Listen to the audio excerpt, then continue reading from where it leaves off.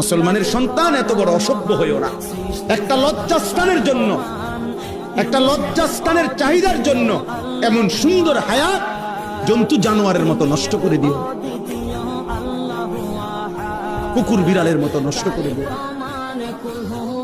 কার জন্য চুল সাজাইছ, কার জন্য মোবাইল 24 ঘন্টা দেখো? নারীর জন্যই তো। আল্লাহ তাআলা তো আমাদেরকে পৃথিবীতে সৃষ্টি করেছেন ইবাদতের জন্য, আল্লাহকে চিনার জন্য।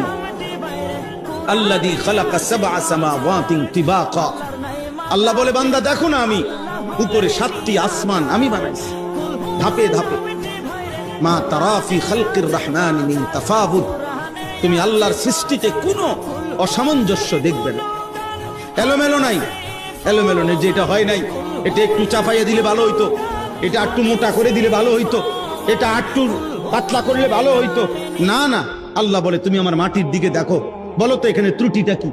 তুমি আমার একটা গাছের দিকে তাকাইয়া বলো তো এখানে এর চাইতে কি হইলে ভালো হইতো? তুমি কও, তুমি বলো। আমার সূর্যটার দিকে তাকাইয়া বলো বান্দা এখানে কি হইলে ভালো হইতো? বলেন, পৃথিবীতে কোন বিজ্ঞানী, কোন গবেষক আজ পর্যন্ত আল্লাহর কোন সৃষ্টির ব্যাপারে এটা বলছে যে আকাশে এটা হইলে ভালো হইতো, মাটিতে এটা হইলে ভালো হইতো? বলতে পারছে ভাইয়া?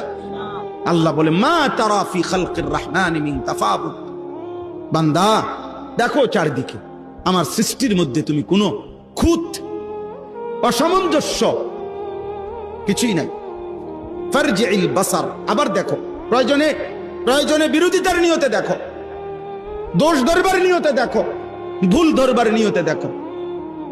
এই পৃথিবীর ইতিহাসে অসংখ্য ঘটনা আছে।